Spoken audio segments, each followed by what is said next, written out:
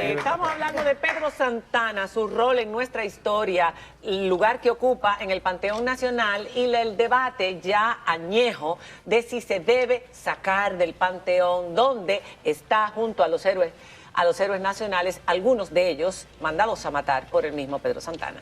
¿Por qué fue primer presidente constitucional de la República? Ya más o menos ubicamos de cuál fue el papel que él jugó, con algunas diferencias, en la guerra de independencia de los haitianos. ¿Por qué ocupa el papel de primer presidente constitucional?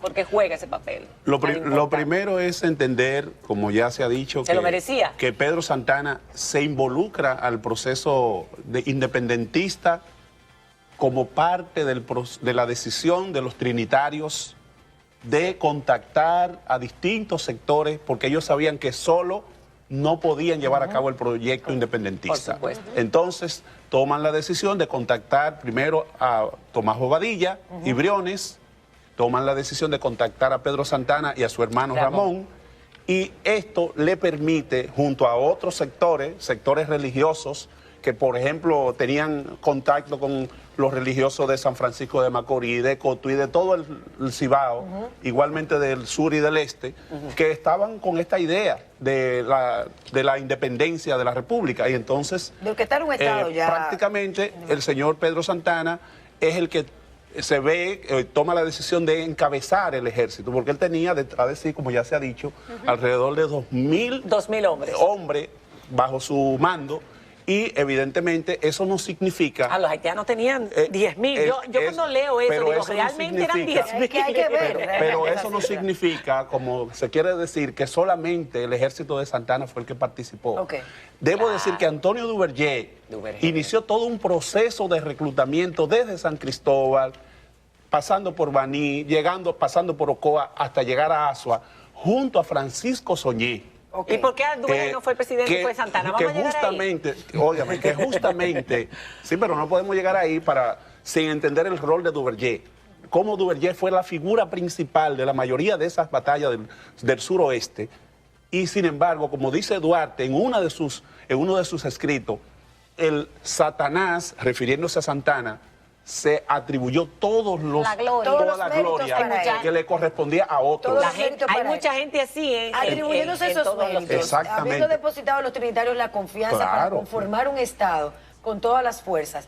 ¿Qué pasa en el momento en que él llega a la Junta Central Gubernativa? Justamente debo decir entonces que ese rol que jugaron los trinitarios de articulación de todo este proyecto. Que era lo correcto. Era lo correcto, porque la nación no se construye al margen de sectores. Por eso Duarte estuvo claro de que la independencia era el resultado de la unión de negros, blancos, cobrizos, morenos, es decir, de todos, para poder hacer posible la independencia de la República. Sin embargo, aquellos sectores vinculados a última hora, para decirlo, al proyecto independentista, y digo a última hora, porque no estuvieron en lo que fue la fundación de la Trinitaria del 16 de julio de 1838. Prácticamente asaltaron el poder.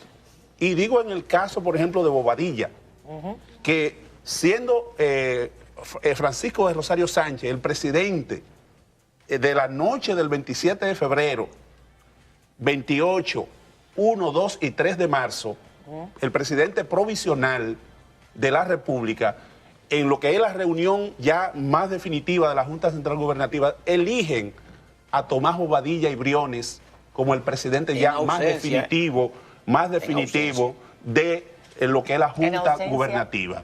De Bobadilla. Entonces, en ese sentido debo decir que a partir de ese momento se produce una alianza indiscutible entre Tomás Bobadilla, Pedro Santana y otros sectores, para de esa manera prácticamente darle un golpe a los trinitarios al interior de esa Junta Central Gubernativa. Pero ocurrió 4 meses después. Y entonces, cuando llega Duarte del exilio, cuando llega Duarte del exilio, permítame desarrollarlo, ¿verdad?, con mis conceptos. Entonces, el 14 de marzo de 1844 llega Duarte a nuestro país. Inmediatamente toma posesión, o lo posesionan como el comandante en jefe de lo que es la Plaza de Armas de Santo Domingo. O sea, además de miembro de la Junta Central Gubernativa, se le designa comandante de la Plaza de Armas de Santo Domingo a Duarte. ¿Por qué? Porque era el general de los ejércitos independentistas. Es lo que había hecho Simón Bolívar en América del Sur y en todos los lugares. Fue el ideólogo, que fue el ideólogo. el Entonces, motor. a partir de ese momento, Juan Pablo Duarte y los sectores, por ejemplo, los oficiales, le plantean a Duarte, nosotros creemos que tú, Sánchez y Mella deben ser elevados a la categoría de general de división. Y entonces hacen una carta a los oficiales de la Plaza de Armas de Santo Domingo pidiendo que a Duarte, Sánchez, Mella, Arturo Villanueva y a José Joaquín Puello, Antonio Villanueva y José Joaquín Puello se le eleve a José Joaquín Puello a general de brigada y a los otros 3 a general de división. Y la Junta dice no, solamente a José Joaquín Puello lo podemos elevar de coronel a general de brigada.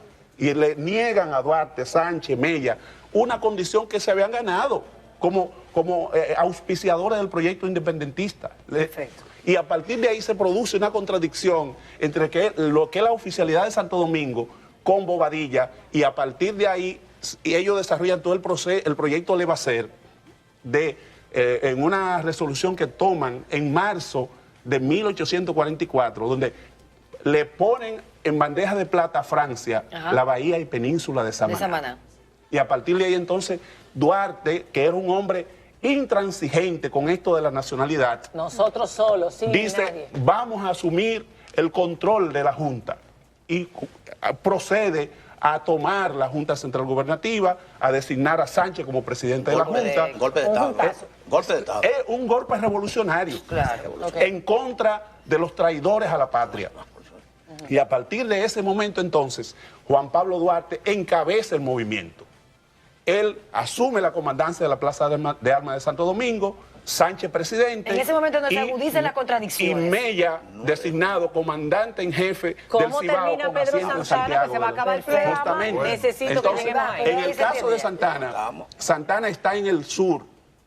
Y Santana, cuando se da cuenta de todo esto, amenaza con renunciar.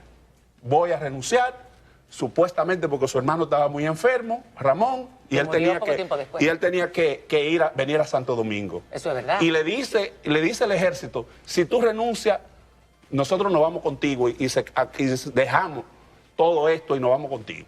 Entonces, es una presión que le meten esta gente de Santana al gobierno dominicano en ese momento, y mandan a Esteban Roca para que sustituya a Santana, y ninguno acepta que Juan Esteban Roca sea su jefe. Entonces, a partir de ahí viene el golpe de Estado de Santana, que le da a Sánchez,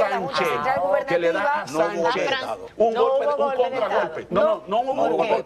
Fue un contragolpe. Porque hubo acuerdo de Sánchez con... No hubo acuerdo, falso, de toda falsedad. Permítame terminar.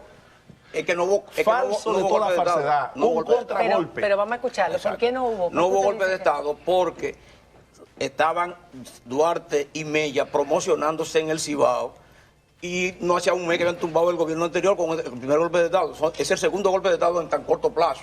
Y entonces, en esa medida, viene Santana, que tiene 4 meses para allá, para la frontera, poniéndola donde estaba, que perdimos 5.000 kilómetros cuadrados, que no lo han reclamado, lo perdimos. Entonces, ¿qué pasa ahí?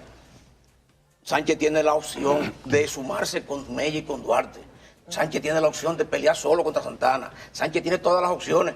Y Sánchez asume ir donde el cónsul francés a negociar. Y negoció porque estaba en desacuerdo con Mella y con Duarte. Es Sánchez quien le pone fin al proyecto de Duarte.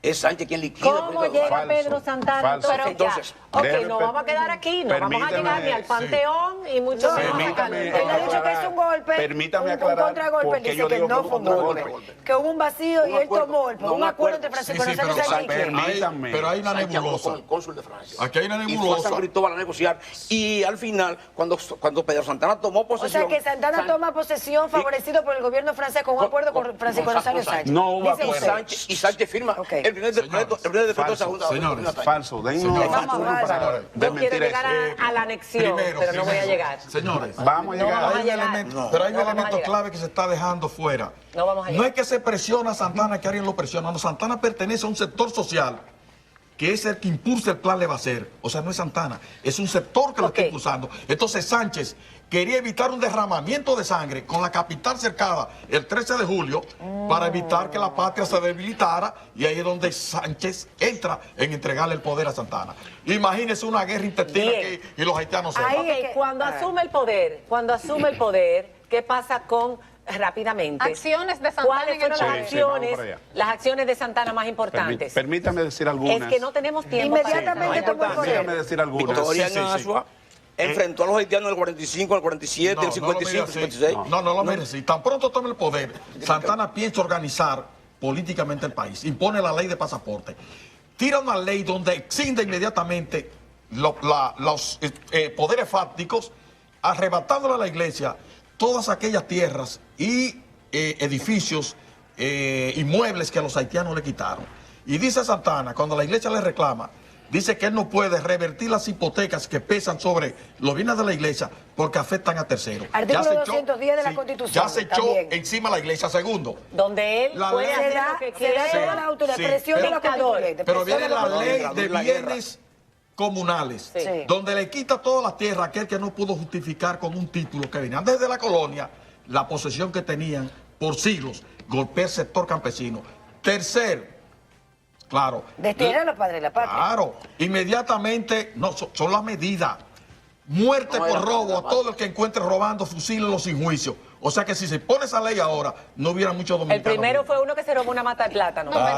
Pero Meriño también hacía eso. Pero no se para ello. La ley de una mano de plátano. Pero la ley de capellanías, de censos y rentas feudales, donde le quitó a la iglesia hasta la formación de curas y pagarle al coro que cantaba la misa. Era un dictador. Era un dictador. Se formó en un dictador inmediatamente. Claro. Y se dio garantía constitucional para que manejó el presupuesto. El presupuesto de 1845, la ley de gastos públicos, era de 1.179.800 pesos. Le dio 1 millón al ejército, 2.700 a educación. Hacienda no le dio nada. Y puso el país en estado más de miseria. Fue en ese periodo que sacó a los padres de la patria. Fue en ese periodo. No eran padres de la patria. Bueno, lo que hoy conocemos como padres de la patria. Permítame hablarle de esa parte. Miren, señores, sin lugar a duda que todos esos elementos que el compañero expresa, quizás en un programa más tranquilo pudiesen trabajarse. Pero lo cierto es en Televisión Nacional, en prime time no lo van a encontrar. Así que aprovechen que Pedro Santana, sin lugar a duda, lo más terrible es el artículo 210, que le da poderes extraordinarios para hacer y deshacer en el país. Y comete todos los crímenes imaginables e inimaginables. Bueno, mató al hermano y a la tía de Sánchez. Lo primero es el primer feminicidio que se comete como parte del Estado. Lo cometió Pedro Santana con María Trinidad Sánchez al cumplirse un año. En el aniversario de la independencia. Que hoy descansa con él en el Panteón Nacional. Ahí mismo asesinó a un hermano de Santana, a un hermano y a María Trinidad. Andrés Sánchez. A los dos. Y asimismo a varios de los compañeros que querían el retorno de los trinitarios, que era lo que estaban pidiendo. El retorno de los trinitarios después que el propio Santana lo había expulsado y lo había declarado traidores a la patria. Y lo mandó, en este caso, a Duarte, a Juan Alejandrino Pina, Nepomuceno Ravelo y otros, para Hamburgo, Alemania. A Sánchez y a otros lo mandó para Londres.